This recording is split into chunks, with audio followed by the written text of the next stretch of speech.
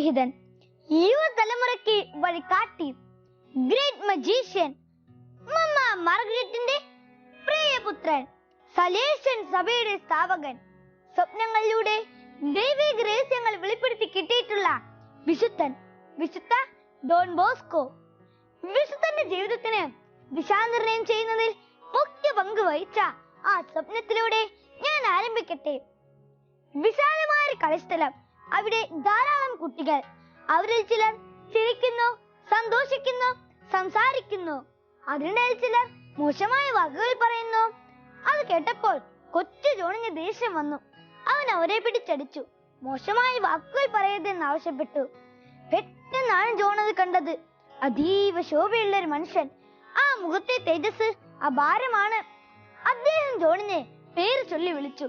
എന്നിട്ട് പറഞ്ഞു, അടികൊണ്ടല്ല, ക്ഷമ കൊണ്ടും സ്നേഹം കൊണ്ടും നീ ഈ കുട്ടികളെ കൂട്ടുകാരാക്കണം. പാപത്തിന്റെ ദോഷങ്ങളും പുണ്യത്തിന്റെ ഫലങ്ങളും നീ അവരെ പറഞ്ഞു പഠിപ്പിക്കണം. ജോൺ അമ്പരന്നു പോയി. അറിവില്ലാത്തൊരു പാവം പയ്യനാണ് താനെന്ന് അവൻ പറഞ്ഞു. പ്രഭാപൂർണനായ ആ അപരിചിതൻ അവനെ സമാധാനിപ്പിച്ചു. അറിവുകൊണ്ടും അനുസരണം കൊണ്ടും അവരെ നയിക്കുവാനുള്ള കഴിവ് നിനക്ക് കിട്ടും. എന്റെ അമ്മ അതിനു നിന്നെ സഹായിക്കും. അദ്ദേഹത്തിന്റെ തൊട്ടടുത്തായി നക്ഷത്ര ശോഭയുള്ള വസ്ത്രം ധരിച്ച ഒരു സ്ത്രീ ജോണിന്റെ കൈ പിടിച്ചുകൊണ്ട് പറഞ്ഞു, നോക്കൂ. ജോൺ നോക്കി. അവിടെ കുട്ടികൾക്ക് പകരം പലതരം മൃഗങ്ങൾ.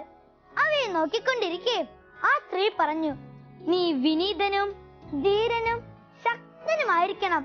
ഈ മൃഗങ്ങളിൽ ഉണ്ടാകുന്ന മാറ്റം ആദ്യം കണ്ട കുട്ടികളിൽ നീ വരുത്തണം. ക്ഷണനേരം കൊണ്ട് മൃഗങ്ങൾ അപ്രത്യക്ഷമായി. പകരം ആട്ടിൻകുട്ടികൾ നിറഞ്ഞു. അവ അവർക്ക് ചുറ്റും ഓടിക്കളിക്കാൻ തുടങ്ങി.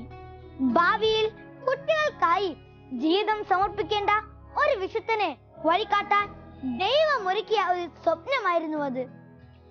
ദിവസേന 3 തവണ കന്യകാ മാതാവിനോട് പ്രാർത്ഥിക്കാൻ ജോണിനെ അമ്മ പഠിപ്പിച്ചിരുന്നു.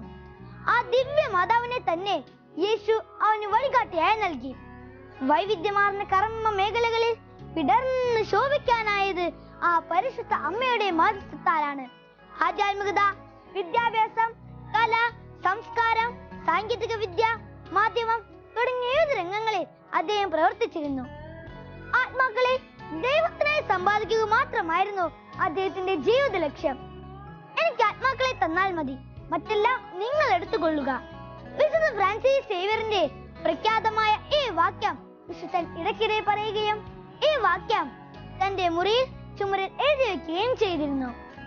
കളിയും ചിരിയും സർക്കസും ജാലവിദ്യയും പരോപകാരവും പ്രാർത്ഥനയും പരിത്യാഗവും ഡോൺ ബോസ്കോ ഉപയോഗിച്ചിരുന്നത് ആത്മാക്കളെ രക്ഷിക്കുവാൻ വേണ്ടി മാത്രമായിരുന്നു. ഒട്ടേറെ പ്രതിസന്ധികളെ തരണം ചെയ്ത് വൈദികനായത് ഈ ഒരു ലക്ഷ്യം നിറവേറ്റുവാൻ തന്നെ.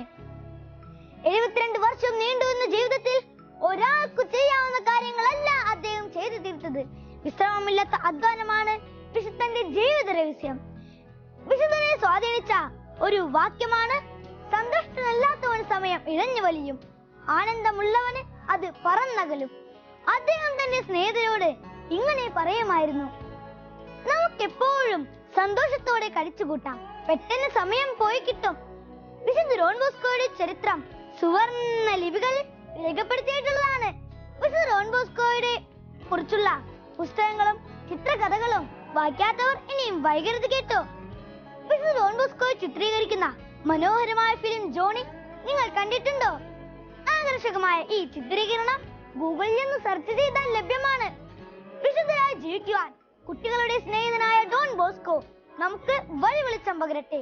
ആ ദീപ്ത സ്മരണയ്ക്ക് മുൻപിൽ പ്രണാമം. ജയ് ക്രൈസ്റ്റ്.